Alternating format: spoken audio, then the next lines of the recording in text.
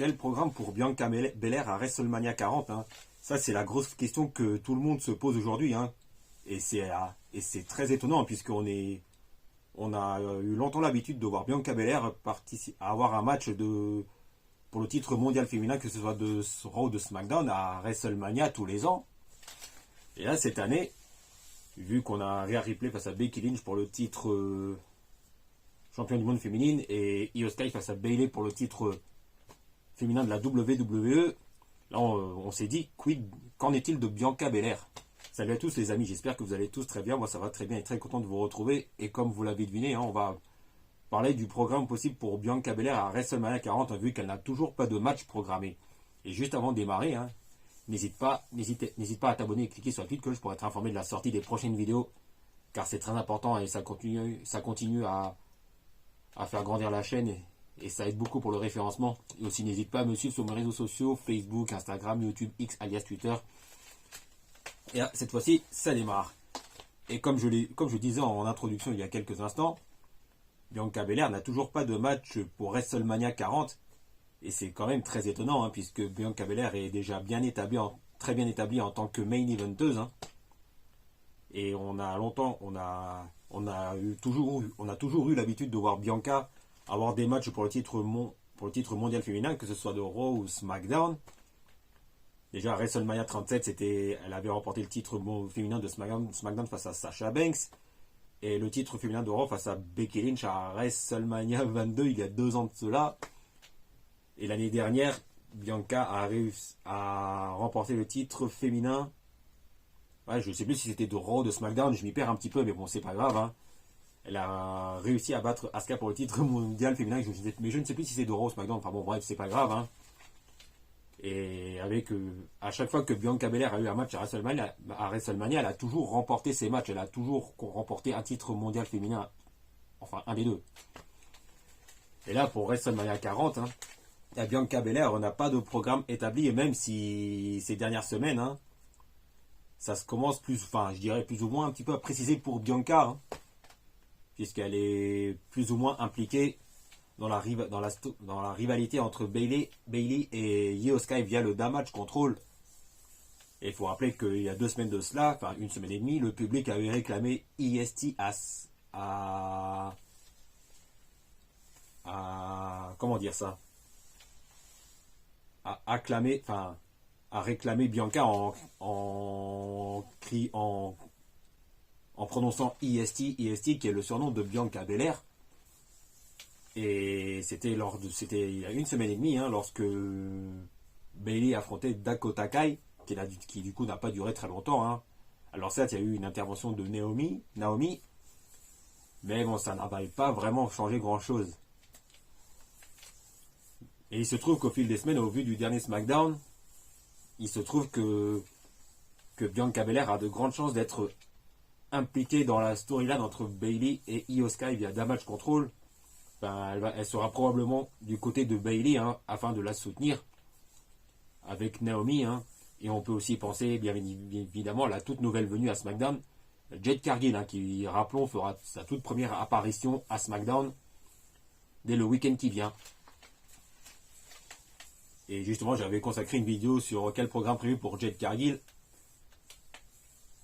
Enfin, moi qui pensais à un match entre Jade Cargill et Bianca Belair à WrestleMania 40, hein. Même si j'aimerais bien, même si ça pourrait être une possibilité, par exemple d'un Open Challenge ou j'en sais rien, ça me semble pas trop en prendre le chemin du coup. Hein. Et c'est là qu'on en vient aux possibilités pour Bianca Belair à WrestleMania 40. Et la première possibilité, bien évidemment, comme vous l'avez deviné, ce serait que Bianca Belair soit en ringside à WrestleMania 40, hein, afin de soutenir Bayley lors de son match face à Io Sky. Hein. On peut aussi penser à Naomi et à Jade Cargill. Hein. Et c'est là que Bianca Belair va probablement jouer un rôle important, hein, dans la défaite de Io Sky face à Bayley. Qu'est-ce qu'on pourrait avoir? On pourrait avoir un moment où Bianca Belair porte son double KOD, son finisher, ou j'en sais rien, sur les championnes, les Kabuki Warriors, actuelle championne féminine par équipe, qui est un petit peu au second. Mais bon, ça c'est une autre histoire, qui est un peu au second plan. où on pourrait avoir aussi Jade Cargill qui fait une intervention au tout dernier moment afin de porter son double finisher sur, enfin pareil sur les Kabuki Warriors et permettre à Bayley de prendre sa revanche sur le damage control, enfin précisément sur Io Sky et remporter ce match. Et on pourrait avoir Bayley qui célèbre sa victoire et son nouveau règne de championne féminine WWE. Ouais, ce qui serait un grand moment pour Bayley. Hein. Bayley est une superstar que j'apprécie énormément. Hein. Moi qui voyais plutôt Becky Lynch remporter le Royal Rumble, mais bon, ça c'est une autre histoire. Je suis tout de même content pour Bayley qu'elle ait remporté le Rumble au final. Hein. Et qui va probablement, je ne sais pas, mais qui a de grandes chances de battre Io Sky à WrestleMania 40.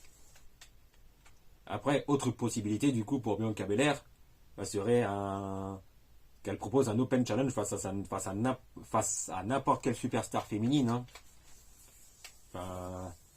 Et comment dire, et on pourrait avoir par exemple Bianca Belair qui fait son Open Challenge à WrestleMania comme prévu, hein, et qu'au tout dernier moment, je ne sais pas, mais qu'au final c'est Jade Cargill qui répond présent et qui répond au défi de Bianca, car rappelons-le qu'on a eu le face-à-face très intéressant entre Bianca Belair et Jade Cargill lors du Royal Rumble. Hein.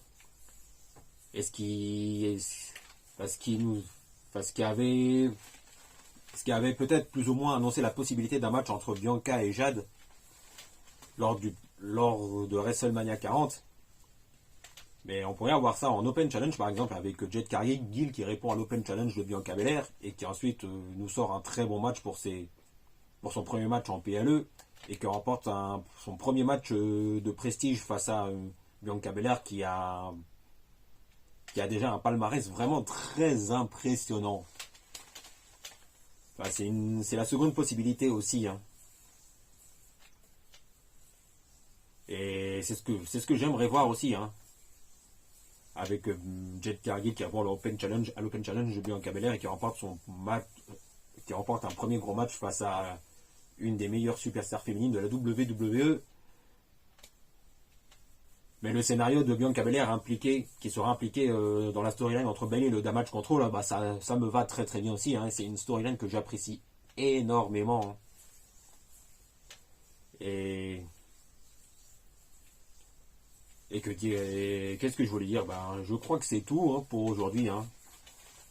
Pour ce qui est des possibles programmes pour Bianca Belair à WrestleMania 40. Hein. Ça m'a fait plaisir de faire ces vidéos avec vous, hein, car moi ça m'a... Comment dire? Car moi je m'attendais personnellement à voir un match entre Jade Cargill et Bianca Belair à WrestleMania 40, mais qu'au final, hein, Bianca Belair n'a toujours pas de programme. Jade Cargill pareil aussi. Hein. Et que du coup, hein, vu le booking actuel à SmackDown, hein, on a de grandes chances de voir Bianca Belair et Jade Cargill impliqués dans la storyline entre Bayley et le Damage Control hein, et permettre à Bayley de remporter, de redevenir championne féminine de la WWE. Bon voilà les amis, je crois que c'est tout pour aujourd'hui. Hein, et jeudi prochain, enfin jeudi qui vient là, on va reparler football. Hein. Et cette fois-ci, la prochaine vidéo sera sur le FC Porto en 2004, hein, qui a remporté la Ligue des Champions il y a bientôt 20 ans. Hein. Et je me dis que du coup, hein, c'est le bon moment de revenir sur la saison historique du FC Porto, hein, lors de la saison 2003-2004 en Ligue des Champions. Hein. Mais ça sera pour jeudi. Et n'oubliez pas les amis, n'oubliez pas de vous abonner et cliquer sur la petite cloche pour être informé de la sortie des prochaines vidéos, car ça aide beaucoup à continuer à faire grandir la chaîne et ça aide beaucoup pour le référencement. Et n'oubliez pas les amis, on se retrouve très vite pour parler de football et de catch.